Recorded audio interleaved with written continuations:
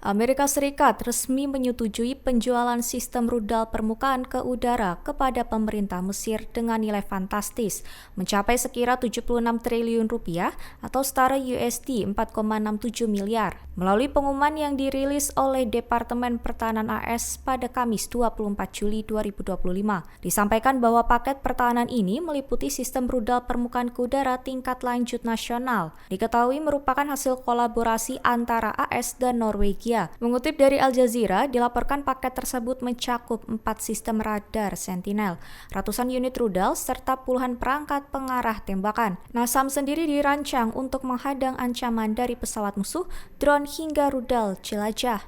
Selain perangkat keras, paket juga mencakup dukungan teknis dari 26 pegawai pemerintah AS hingga kontraktor yang akan dikirim ke Mesir untuk waktu yang cukup lama. Mereka dijadwalkan memberikan pelatihan, bantuan teknis, hingga dukungan logistik kepada militer Mesir. Badan Kerjasama Keamanan Pertahanan AS menjelaskan bahwa kesepakatan ini mendukung kebijakan luar negeri dan keamanan nasional AS.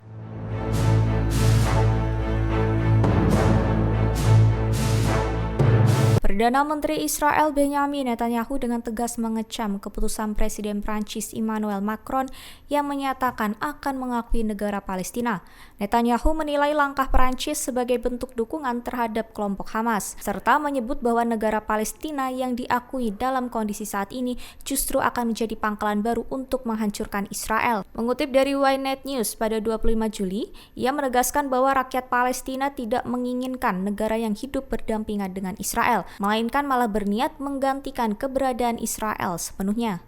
Netanyahu juga menyebut bahwa pengakuan tersebut bisa membuka jalan bagi pengaruh Iran yang lebih luas seperti yang terjadi di jalur Gaza. Sementara itu, Macron menyampaikan bahwa keputusan tersebut merupakan bagian dari komitmen jangka panjang Paris untuk mendukung perdamaian yang adil dan abadi di Timur Tengah. Ia menyatakan akan mengumumkan pengakuan resmi atas negara Palestina pada sidang umum PBB bulan September mendatang.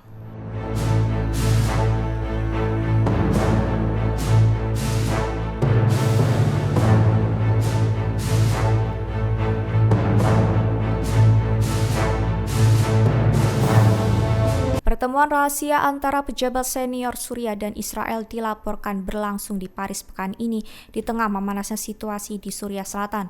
Mengutip Al-Mayadin pada 25 Juli, diketahui pertemuan ini digelar dengan mediasi dari Amerika Serikat melalui utusan khusus dan Duta Besar Tom Barak. Delegasi yang hadir antara lain Menteri Luar Negeri Suriah Asad Al-Saibani dan Menteri Urusan Strategis Israel Ron Dermer. Pertemuan ini disebut sebagai salah satu yang paling langsung antara kedua negara dalam beberapa tahun terakhir, serta terjadi hanya beberapa hari setelah Israel melakukan serangan udara ke Damaskus, termasuk ke markas militer dan istana kepresidenan Suriah. Pertemuan itu digambarkan sebagai signifikan dengan tujuan membentuk pemahaman keamanan demi mencegah bentrokan lanjutan di perbatasan maupun serangan udara.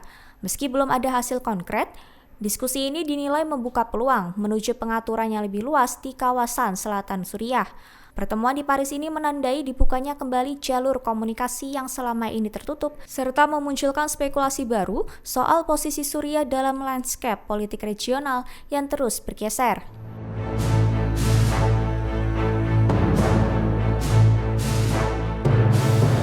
Pemerintah Israel secara resmi mengajukan permohonan untuk menyita secara permanen kapal Medellin dari konvoi Freedom Flotilla yang mencoba menembus blokade laut ke Gaza. Permintaan tersebut diajukan oleh kantor Kejaksaan Distrik Haifa pada Kamis 24 Juli lalu ke Pengadilan Distrik Haifa yang bertindak sebagai pengadilan maritim. Melalui pengajuan tersebut, Israel menyatakan bahwa penyitaan dilakukan untuk mendukung negara dan didasarkan pada hukum internasional serta hukum laut. Mengutip dari Ynet News, menurut pernyataan pemerintah, kapal Medellin berusaha melanggar blokade laut yang disebut sah secara hukum dan diberlakukan di wilayah jalur Gaza. Kapal tersebut dicegat oleh Angkatan Laut Israel saat mendekati perairan Gaza dan kemudian dialihkan ke pelabuhan Ashdod. Pemerintah Israel menyebut bahwa berdasarkan hukum perang laut, negara berhak mencari dan menyita kapal yang berusaha melanggar blokade termasuk melalui jalur pengadilan. Kapal Medellin diketahui membawa sejumlah aktivis termasuk aktivis iklim asal Swedia Greta Thunberg.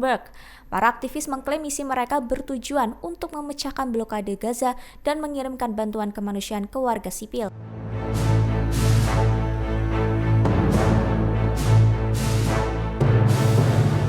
Pemerintah Suriah dan pihak Israel mencapai kesepakatan baru. Mengutip Al-Mayadin pada 25 Juli, kesepakatan ini dimediasi langsung oleh Amerika Serikat terkait situasi genting di wilayah Sweida, Suriah Selatan. Laporan dari Observatorium Suriah untuk Hak Asasi Manusia menyebutkan bahwa perjanjian tersebut bertujuan meredakan konflik dan menetapkan pengawasan keamanan. Di wilayah Sweida berada di bawah kendali otoritas Amerika.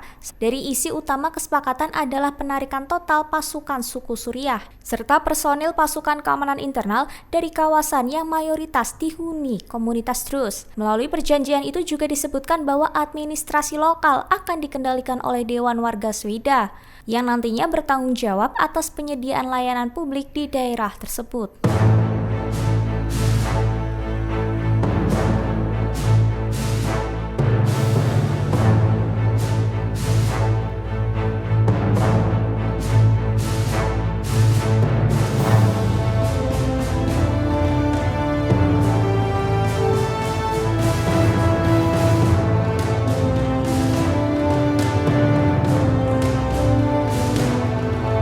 Download Tribun X sekarang, menghadirkan lokal menjadi Indonesia.